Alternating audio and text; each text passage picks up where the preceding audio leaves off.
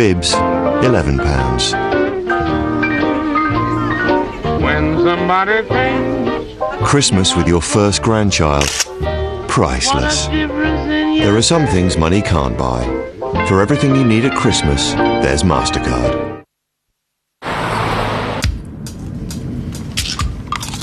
Resisting temptation.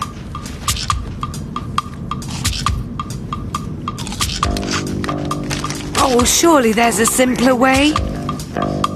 Well, now there is. Special K's new Light Bites. Toasted savoury snacks in 3 delicious flavours and only 8% fat. New Special K Light Bites. Being good has never been so easy. New on Disney DVD comes an adventure that'll have you laughing all the way home. I think we all know what happens now if we all get eaten. What is this, the frozen food section? Welcome to the Funny Farm. He must be taking stupid lessons from that buffalo. Home on the Range on Disney DVD now.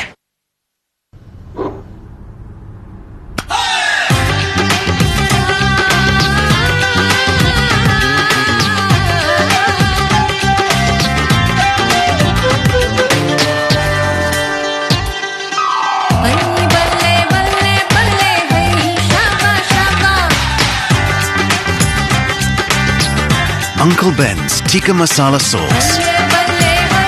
Inspiration from around the world.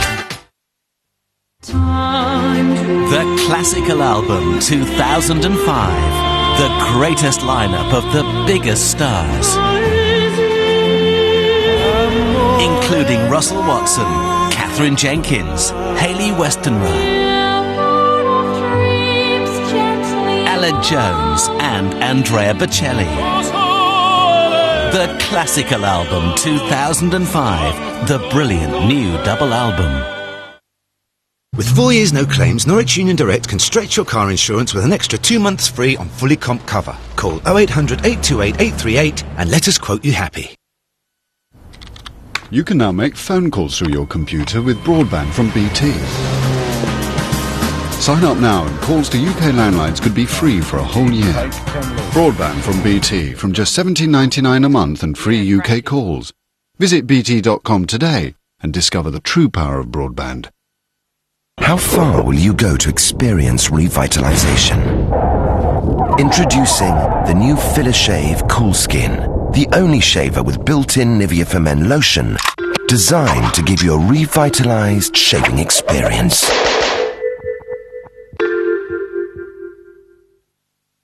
Can't get things level? The Black & Decker Laser Plus projects a level laser line and helps locate live wires and metal pipes. So you can put things up safely and perfectly straight. Make it your own home with the Laser range from Black & Decker. Arnie makes a new friend. She seems very happy to play with him. Jim catches up with Charlie. It's kind of nice to see how happy he really is. And Mike meets the marmosets. They might be one of the smallest primates, but they've still got one of the biggest attitudes. Monkey Business, Tuesday at 7:30 on ITV1.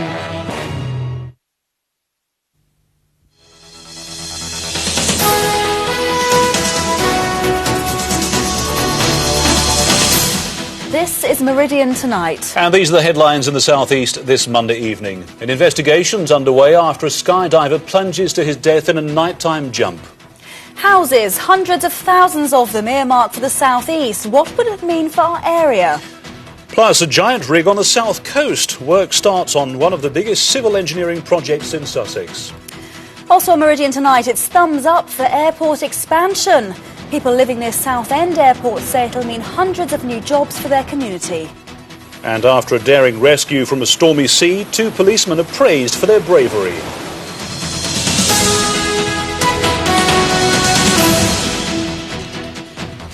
Good evening. An investigation's underway after a skydiver plunged to his death over Kent in a nighttime jump. It happened at Headcorn Aerodrome near Maidstone.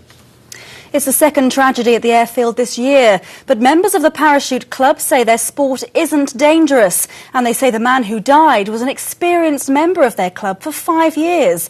Liz Spate has this report. There was a palpable sense of loss at Headcorn Parachute Club today as news of the death started to sink in. The parachutist who died had been a member here for 5 years. He was the club cameraman, often filming while airborne. The accident happened during a specialist night jump on Saturday evening. Members had left the aircraft at 12,000 feet, but as they came into land, something went horribly wrong. All I can say is he's a very experienced parachutist. And what we know is that he turned his parachute low to the ground. What we don't know is why he did that, why it happened, and that's being investigated at the moment. The loss of such an experienced member of the club has come as an enormous shock to the other parachutists. And sadly, this is the second death they've suffered here in less than a year. 27-year-old Ethan Brentwood from Biggin Hill died in April. He'd been attempting a low-level swooping turn when he hit the ground at speed. The parachute club, based at Headcorn Aerodrome, was set up over 25 years ago and has 400 members. Saturday's nighttime jump was for experienced skydivers only, and visibility was very clear. It's very exciting jumping at night, and the visuals are excellent. And night jumping itself isn't more dangerous than jumping during the day, as long as it's organised properly and as long as the people are properly qualified to do it. And of course we had the landing area lit up, so actually we could see as much as you can during the day. The British Parachute Association is carrying out an official investigation into the tragedy. Liz Spate in Headcorn for Meridian Tonight. Plans to build 720,000 new homes in the southeast have been condemned tonight as half-baked. Kent County Council leader Sir Sandy Bruce Lockhart says the government has failed to address the scale of investment needed for support services like schools and hospitals. The South East England Regional Assembly has been discussing the plans at a crucial meeting today. David Glencorse reports. Members of the UK Independence Party voicing their opposition today at government plans to build 720,000 new homes in the southeast. But they're not the only people with grave reservations. According to 10 county council leaders across the region, the plans are half-baked. A more realistic figure, they say, would be 510,000. Of course, the building of new homes in the southeast is absolutely essential, but it's the scale of the building work involved in Kent that's disturbing many people. And the big question being asked is who is paying for the infrastructure?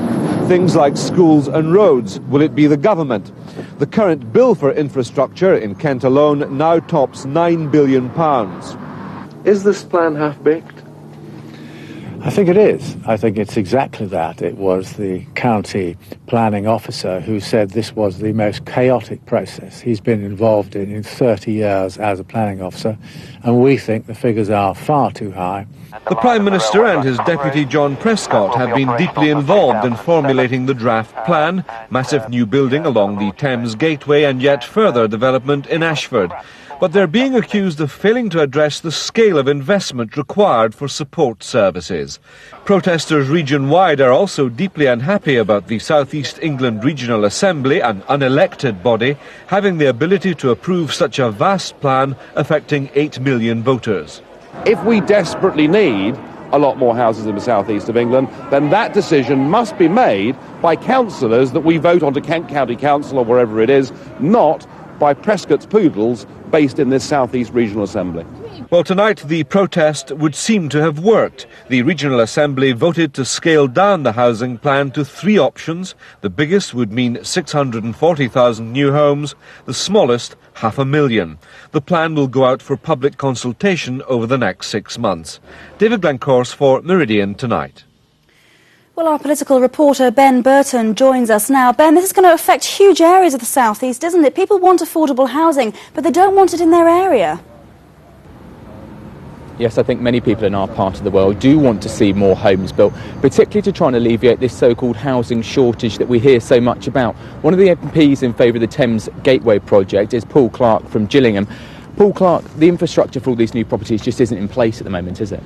It's coming on stream. You've seen announcements of money for the growth areas, in particular in terms of Thames Gateway, Ashford and so on, Milton Keynes. But you're right, one of the things we've said is our whole programme is about sustainable communities. That doesn't mean just building the homes. You have to have with it the roads, the transport, and the social infrastructure in terms of doctors, hospital beds, GPs and so on and schools obviously have to be there. Your constituents are worried not just about the availability of those sort of services, but also who's going to pay for them. Well, what we've been doing over a long period of time is actually working on housing numbers that may be available. What would that mean in terms of schools? What would that mean in terms of hospital beds? What about GP services? What about leisure facilities? So all that has been worked on. Now, there are various ways in doing that. As I've already indicated, Medway Towns alone has had substantial millions of pounds ploughed in over the last few years to help deliver some of that infrastructure. That's one way, so through government funding, but also remember the private sector and so on who are helping to develop these also ought to be contributing to some of that infrastructure that's required. And in genuine partnership, that's what they're doing. Paul Clark, thank you. Well, the final decision on this subject actually rests with the Deputy Prime Minister, John Prescott. John Prescott, the public consultation will start in January. Ben, thank you very much. The father and sister of a murdered nightclub hostess who lived in Kent are flying to Japan tomorrow to come face to face with a man accused of killing her. It's nearly a year since Tim Blackman last flew to Tokyo after the death of Lucy, who was 21 and from Sevenoaks. He's taking his other daughter, Sophie, to listen to businessman Yoji Abara giving evidence at his trial. Judges have imposed an antisocial behaviour order on a 15-year-old from South Essex in an effort to prevent him committing crime. Johnny Bruce from Pitsea has been ordered by magistrates in Grays not to assault, threaten or abuse anyone, to trespass or to steal. He has also been banned from associating with 2 other teenagers who have also been issued with antisocial behaviour orders.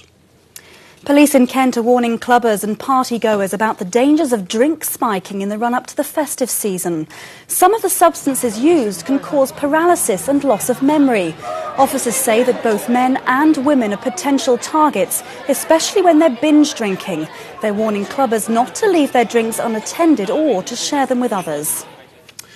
Now, what's the connection between the legendary figure of King Arthur and a sewage works in Sussex? Well, Arthur's trusty sword was called Excalibur, of course, and that's the name of a giant drilling rig that's appeared off the coast near Brighton. It's all part of a controversial project to build a new wastewater treatment works for the city, as Malcolm Shaw now reports. It might look more at home in a North Sea oil field, but this drilling rig has become a familiar sight at Friars Bay off the Sussex coast near Brighton.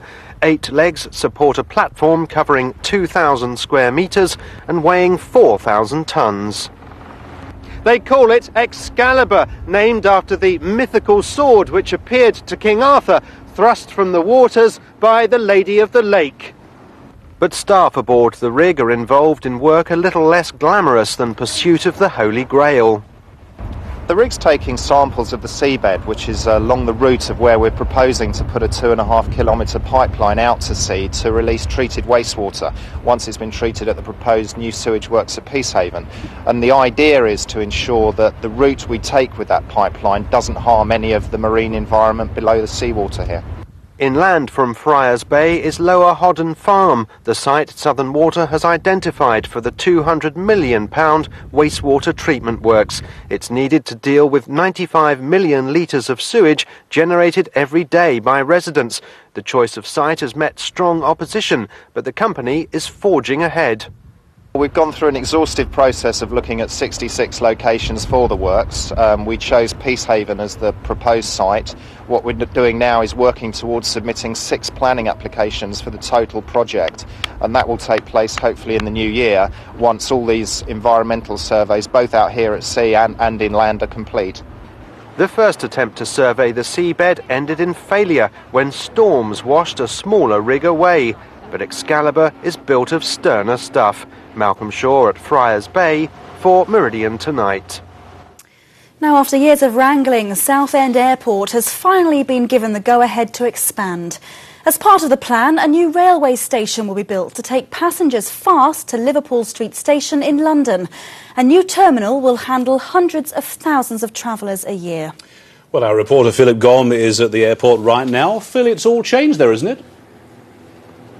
It will be all change. At the moment, Southend is predominantly an airport that deals with the maintenance of large aircraft, like the one behind me, large jets. Here they come to be serviced, to be MOT'd if you like. There's also some general aviation, that's the small planes, those are the private flyers. Now, in its glory days back in the 60s and 70s, Southend was where Freddie Laker set up his original low-cost airline. And in those days you saw as many as 700,000 passengers a year passing through Southend. It's hoped those glory days will soon be back.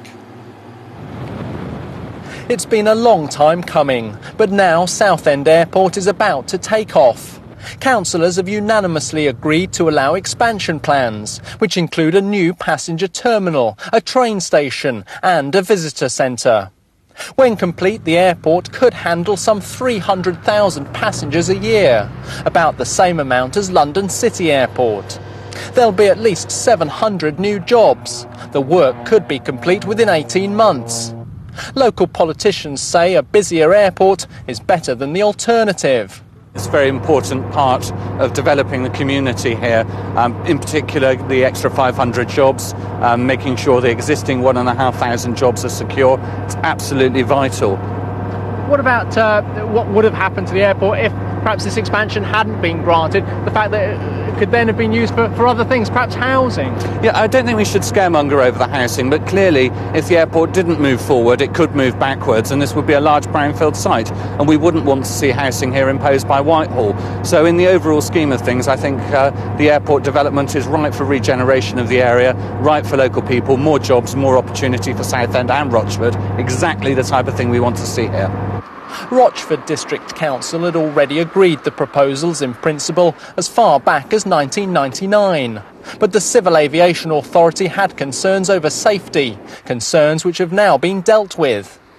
The airport management had warned that if the expansion was not given the OK, the airport was likely to close.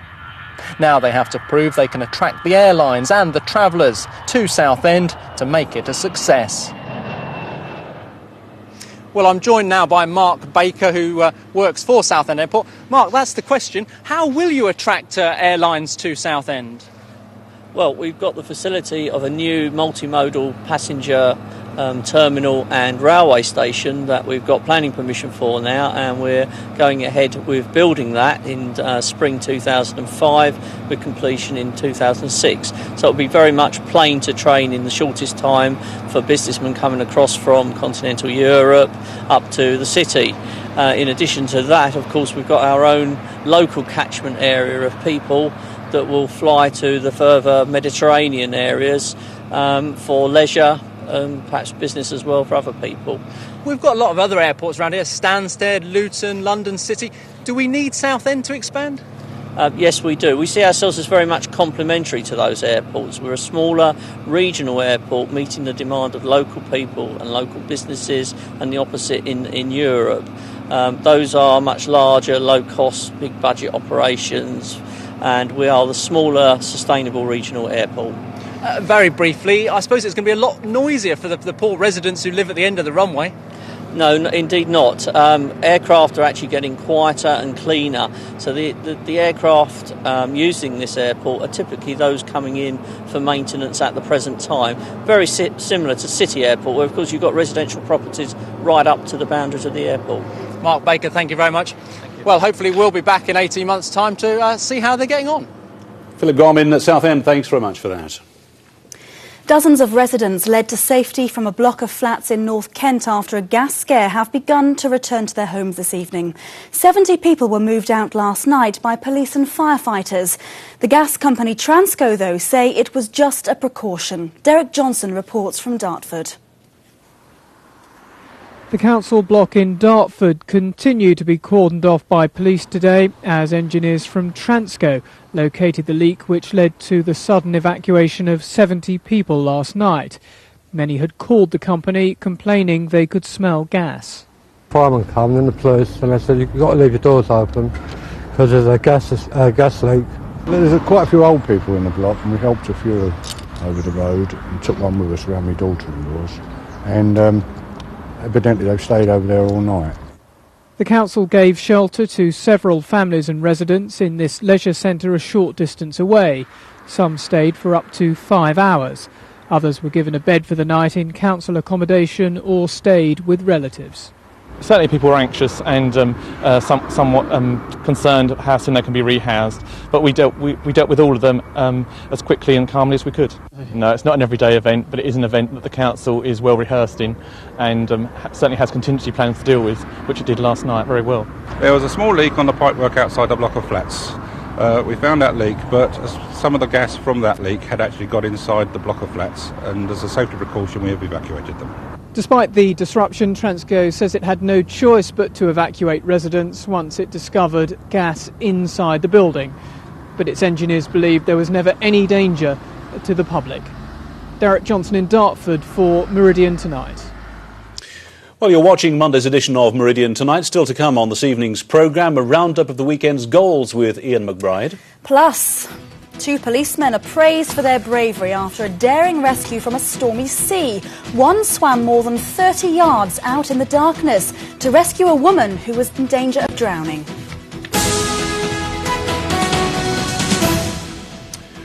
Well, if you just joined us, this is the top story in our region this evening. An investigation's underway after a skydiver plunged to his death over Kent in a nighttime jump. And if you want to comment on anything we've reported, or you think you may have a story for Meridian Tonight, do call us. You can email us as well, the address news@meridiantv.com, and please do let us know where you're calling or indeed writing from. Well, the ITV National News is coming up at 6:30. Here are Mark Austin and Nina Hussain in London. Coming up on the ITV Evening News, did he abuse his position and power? The independent review of David Blunkett's conduct, which could cost him his job. And the strange case of the murdered banker, the extraordinary gangland-style killing that's terrified a quiet Highland resort. All that and more at 6:30. Mark and Nina in London, thanks very much for that. Now, a young man has been honoured at an awards ceremony in Kent. He's lost his sight and speech, but still set up a social group for the disabled. Yes, he was one of dozens of people who were praised for giving up their free time to help others. And also sweeping up the honours was South East Kent's Victim Support Group, who help victims of crime in the county. Suzanne Doyle reports. It's not often Kent's unsung heroes get to take centre stage, but dozens of extraordinary people gathered in Hollingbourne to be recognised in this year's Awards for Volunteering Excellence. Among them was Tadsin Jiwa from Hythe.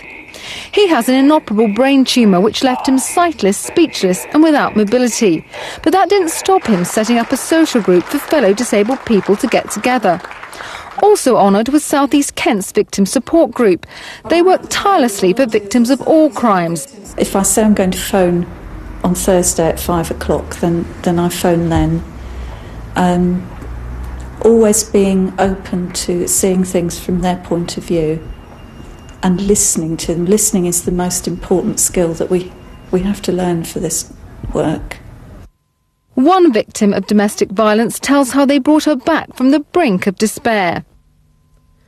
I felt all the hurt and the anger and everything that I felt just spill out.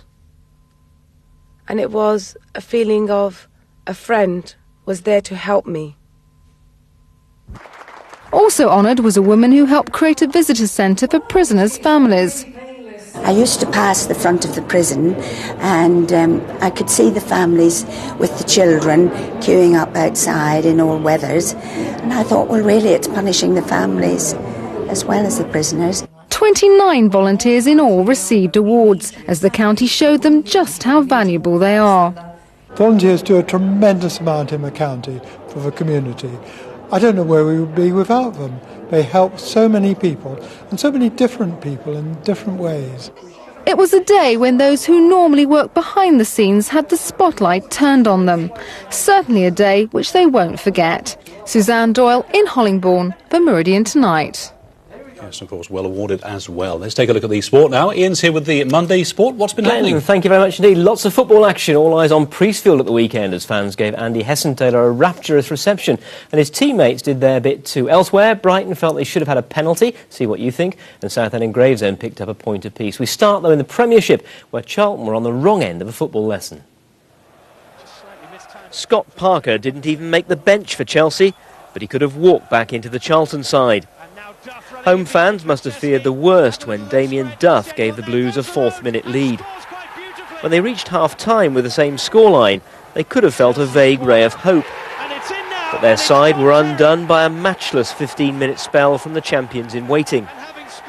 The first two were down to poor defending. John Terry unmarked and given a free header. And then the same player showed he doesn't always have to use his head. It was left to Icelandic international Ida Gudjonsson to show the gulf in class between the Premiership's haves and have-nots. Charlton Athletic 0, Chelsea 4. He may have stepped down, but Andy Hessentail's still a hero to the Priestfield faithful. But the first game of John Gorman's reign as acting manager got off to the worst possible of starts. Andy Reid's corner was only partially cleared by Chris Hope's header, and the ball was worked to Reid again. This time his cross found the head of Gareth Taylor, and the Gills one down to the side immediately above them at the wrong end of the championship. There was to be another hour of agonising for Gills fans before they were level. Tommy Johnson's free kick was only cleared as far as Paul Smith.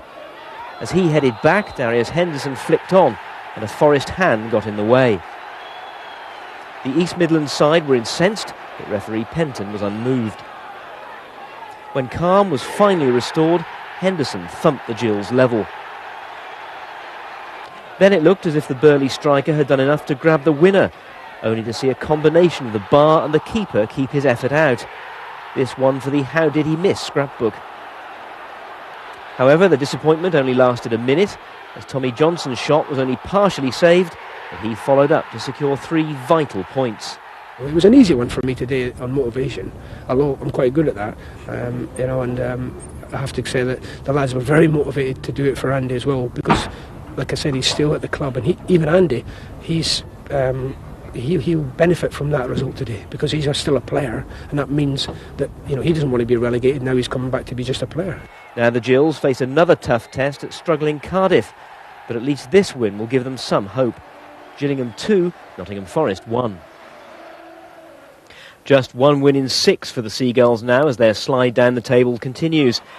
Ipswich went top thanks to Shefki Kuki's first half goal. But the Seagulls were convinced they should have had a second half penalty when Danny Cullett tumbled under pressure from Kevin Horlock.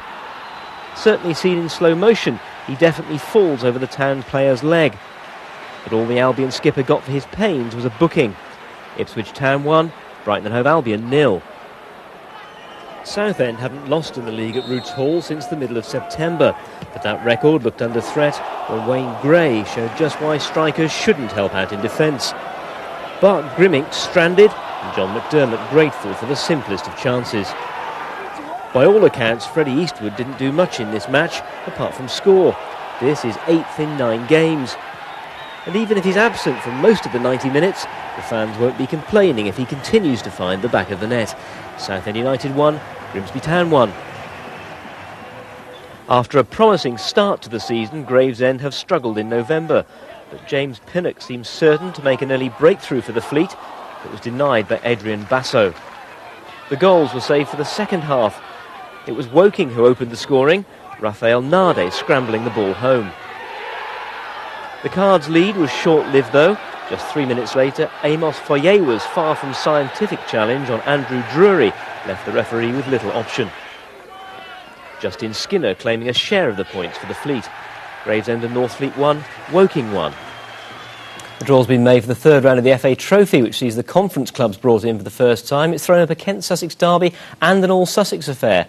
Gravesend take on Eastbourne Borough at Stonebridge Road, with Crawley hosting Worthing. These are the other ties, which will be played on Saturday, January the 15th.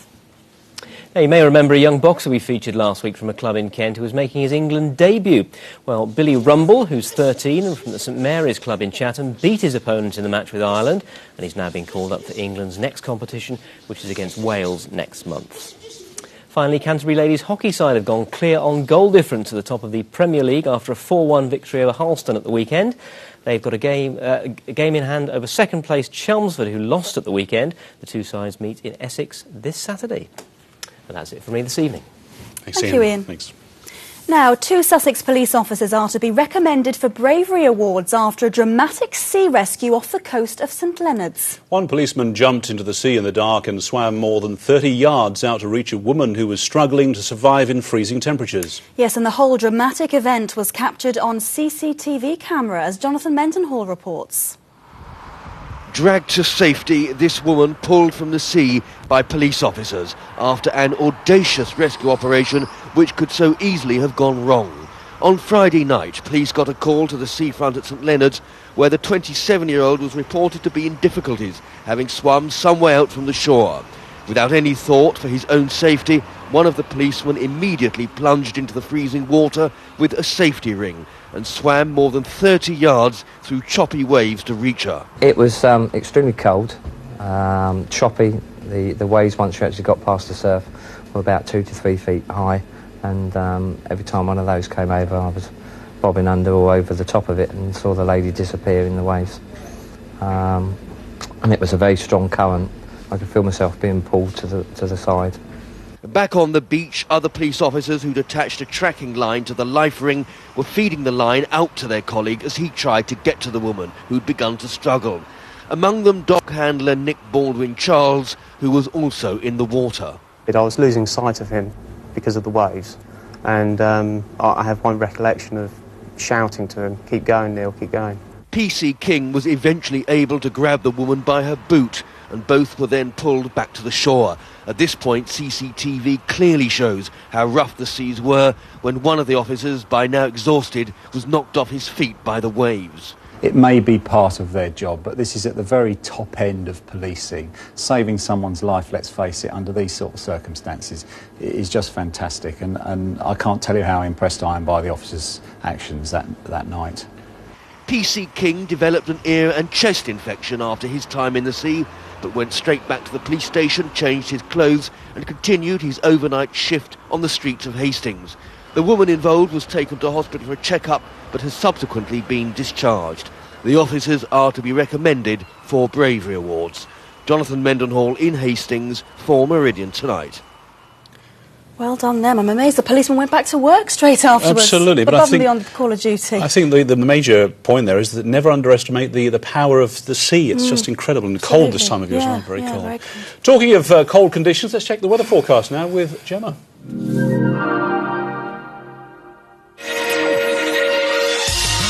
See the difference with Seafront, sponsors of Meridian Weather. Good evening. Overnight tonight, a very foggy night to come. We will see some clear spells. Does mean that fog will fill in fairly quickly and temperatures down to a rural minimum of about -1. It's going to be fairly chilly too along the coast. Temperatures not holding up as well as we thought earlier on in the day. Temperatures hovering around 3 Celsius with light southerly winds. Now that fog really is going to take its time to clear tomorrow, particularly along the coast, so we could keep some misty and murky weather. We could see some brightness though the further north we go, once again southerly winds. Now through the afternoon, because of that fog, temperatures are going to struggle in parts. So in some places we could see temperatures just hovering between 4 and 5 Celsius, so really feeling very chilly tomorrow. Along the south coast though, if we're lucky, we should get temperatures hovering around 7 is 45.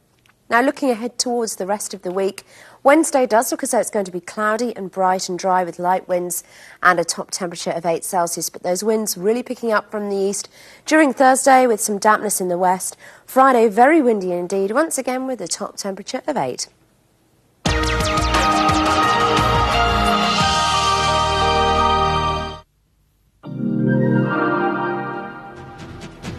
Well, that's all from us for now. Glenn's back with the South East's main headlines, though, at 10 to 7. And, of course, our late news at 10 to 11. Time now, though, for the ITV National News. From all of us here, a very good night. Good night.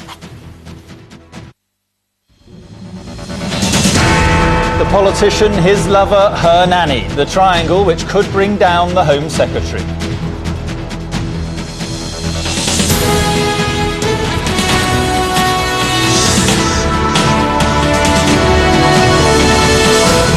Did David Blunkett abuse his ministerial position to help his mistress? An inquiry will find out. Also tonight, captured on camera are these shocking pictures proof that Ukraine's election was fixed. A Highland murder mystery. Who shot dead a bank manager as he put his children to bed? And Ellen's fear, how sleep deprivation is making life tough for the lone sailor.